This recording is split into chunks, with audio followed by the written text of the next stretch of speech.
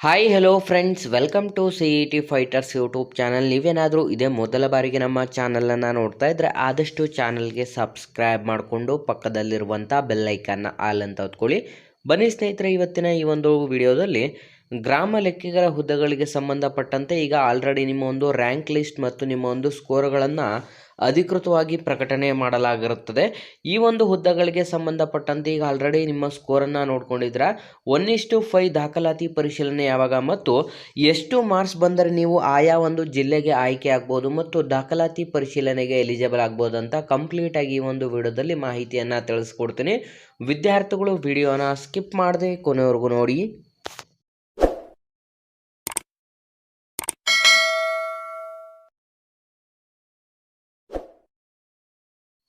ಸ್ನೇಹಿತರೆ, ಇಲ್ಲಿ ಕಾಣಿಸ್ತಾ ಇದೆ ನೋಡಿ, ಇದೀಗ ಅಧಿಕೃತವಾಗಿ ನಿಮಗೆ ನಮ್ಮ ಟೆಲಿಗ್ರಾಮ್ ಗ್ರೂಪ್ಗಳಲ್ಲಿ ರ್ಯಾಂಕ್ ಲಿಸ್ಟನ್ನು ಕೂಡ ಪ್ರಕಟ ಮಾಡಲಾಗಿದೆ. ಪ್ರತಿಯೊಂದು ಡಿಸ್ಟಿಕ್ಸ್ನ ಒಂದು ಕಂಪ್ಲೀಟ್ ಆದಂಥ ರ್ಯಾಂಕ್ ಲಿಸ್ಟನ್ನು ಪ್ರಕಟ ಮಾಡಲಾಗಿರುತ್ತೆ. ಯಾವುದೆಲ್ಲ ವಿದ್ಯಾರ್ಥಿಗಳು ಎಷ್ಟು ಸ್ಕೋರ್ಗಳನ್ನು ಪಡೆದುಕೊಂಡಿದ್ದಾರೆ ಅಂತಲೂ ಕೂಡ ಪ್ರಕಟ ಮಾಡಿ ನಾವು ನಮ್ಮ ಚಾನಲಲ್ಲಿ ಟೆಲಿಗ್ರಾಮ್ ಗ್ರೂಪ್ಗಳಲ್ಲಿ ಅಪ್ಲೋಡ್ ಮಾಡಿದ್ದೀವಿ. ವಿದ್ಯಾರ್ಥಿಗಳು ಒಂದ್ಸಲ ಚೆಕ್ ಮಾಡ್ಕೊಳ್ಳಿ. ಯಾರೆಲ್ಲ ಇದೇ ಮೊದಲ ಬಾರಿಗೆ ನಮ್ಮ ಚಾನಲನ್ನು ನೋಡ್ತಾ ಇದ್ರೆ ಡಿಸ್ಕ್ರಿಪ್ಷನಲ್ಲಿರುವಂಥ ನಮ್ಮ ಟೆಲಿಗ್ರಾಮ್ ಗ್ರೂಪ್ ಮತ್ತು ವಾಟ್ಸಪ್ ಗ್ರೂಪ್ಗಳಿಗೆ ಜಾಯ್ನ್ ಆಗಿ, ಹಾಗೂ ನೀವೇನಾದರೂ ಪೊಲೀಸ್ ಇಲಾಖೆ ಮತ್ತು PDO ಹುದ್ದೆಗಳಿಗೆ ಸಂಬಂಧಪಟ್ಟಂಥ ಎಕ್ಸಾಮ್ ಪ್ರಿಪರೇಷನ್ ಮಾಡ್ಕೋತಾ ಇದ್ದರೆ ಡಿಸ್ಕ್ರಿಪ್ಷನಲ್ಲಿರುವಂಥ ನಮ್ಮ ಪೊಲೀಸ್ ಫೈಟರ್ಸ್ ಯೂಟ್ಯೂಬ್ ಚಾನಲ್ಗೆ ಸಬ್ಸ್ಕ್ರೈಬ್ ಮಾಡ್ಕೊಳ್ಳಿ.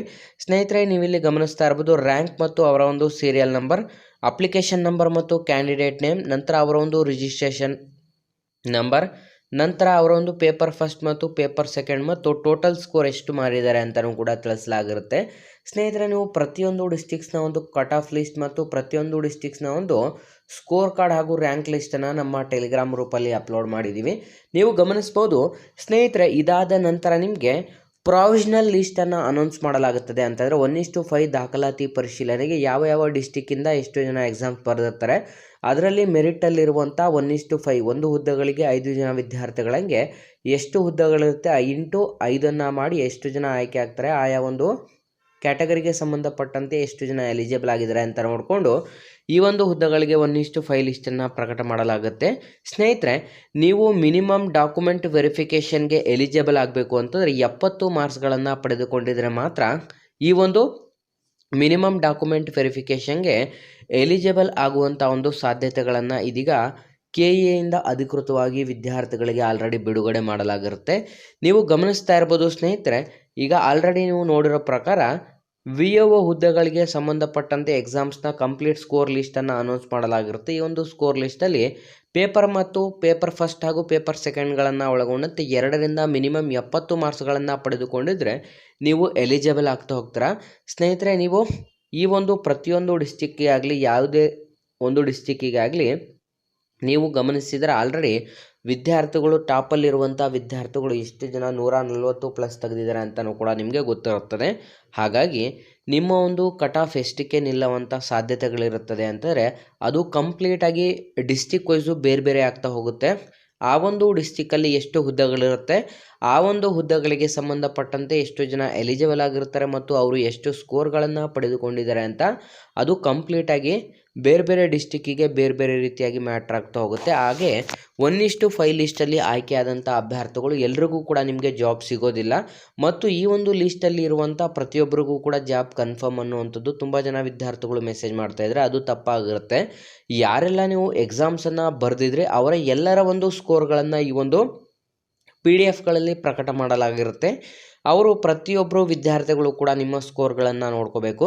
ನಂತರದ ದಿನಗಳಲ್ಲಿ KEಯಿಂದ ಅಧಿಕೃತವಾಗಿ 1:5 ಲಿಸ್ಟನ್ನು ದಾಖಲಾತಿ ಪರಿಶೀಲನೆಗೆ ಪ್ರಕಟ ಮಾಡಲಾಗುತ್ತದೆ ಅಲ್ಲ, ಆ ಒಂದು 1:5 ಲಿಸ್ಟಲ್ಲೂ ಅಷ್ಟೇ ಎಲ್ಲರೂ ಕೂಡ ನೀವು ಜಾಬ್ ತೊಗೊಳ್ಳಿಕ್ಕೆ ಎಲಿಜಿಬಲ್ ಆಗಿರಲ್ಲ. ಆದರೆ ಏನಾಗಿರುತ್ತೆ ಅಂತ ನೀವೆಲ್ಲರೂ ಕೂಡ ಎಲಿಜಿಬಲ್ ಆಗಿದ್ದೀರಾ, ಆದರೆ ಅದರಲ್ಲಿ ಟಾಪ್ ಹೈಯೆಸ್ಟ್ ಸ್ಕೋರ್ ಮಾಡಿದಂಥ ವಿದ್ಯಾರ್ಥಿಗಳಿಗೆ ಮಾತ್ರ ಈ ಒಂದು ಜಾಬ್ಸ್ಗಳನ್ನು ನೀಡಲಾಗುತ್ತದೆ. ಮತ್ತು ವಿದ್ಯಾರ್ಥಿಗಳು ತುಂಬ ಜನ ಕಮೆಂಟ್ ಮಾಡಿ ಕೇಳ್ತಾ ಇದ್ದಾರೆ, ಸರ್ ನಂದು 60 ಆಗಿದೆ, ಸರ್ ನಂದು 70 ಆಗಿದೆ ಅಂತ ತುಂಬ ಜನ ವಿದ್ಯಾರ್ಥಿಗಳು ಕೇಳ್ತಾ ಇದ್ದಾರೆ.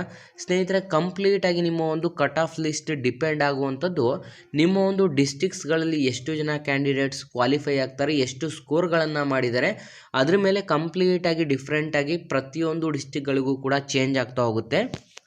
ಹಾಗಾಗಿ ನೀವು ಯಾರೆಲ್ಲ VAO ಎಕ್ಸಾಮ್ಸನ್ನು ಬರೆದಂಥ ಕ್ಯಾಂಡಿಡೇಟ್ಸ್ ನಿಮ್ಮ ಸ್ಕೋರನ್ನು ನೋಡ್ತಾ ಇದ್ದೀರಾ, ಆಲ್ಮೋಸ್ಟ್ ನಿಮ್ಮ ಒಂದು ಜಾಬ್ ಕನ್ಫರ್ಮ್ ಆಗಿ 1:1 ಲಿಸ್ಟಲ್ಲಿ ನಿಮಗೆ ಕನ್ಫರ್ಮ್ ಆಗಿ ಆಗಲೇಬೇಕು ಅನ್ನುವಂಥ ವಿದ್ಯಾರ್ಥಿಗಳಿದ್ರೆ ನೀವು 120+ ಯಾರೆಲ್ಲ ಮಾಡಿದಿರಾ ನಿಮಗೆಲ್ರಿಗೂ ಕೂಡ ಆಲ್ಮೋಸ್ಟ್ 85 to 90% ಜಾಬ್ ಫಿಕ್ಸ್ ಇರುತ್ತದೆ. ಆದರೆ ಆ ಒಂದು ಡಿಸ್ಟ್ರಿಕ್ಸಲ್ಲಿ ಎಷ್ಟು ಜನ ವಿದ್ಯಾರ್ಥಿಗಳು 120+ ಸ್ಕೋರ್ ಮಾಡಿದ್ದಾರೆ ಅದ್ರ ಮೇಲೆ ಡಿಪೆಂಡ್ ಆಗ್ತಾ ಹೋಗುತ್ತೆ ನಿಮ್ಮ ಸ್ಕೋರ್ಗಳು ಮತ್ತು ನಿಮಗೆ ಜಾಬ್ ಸಿಗುವಂಥ ಸಾಧ್ಯತೆ ಇದೆಯೋ ಇಲ್ವೋ ಅಂತ.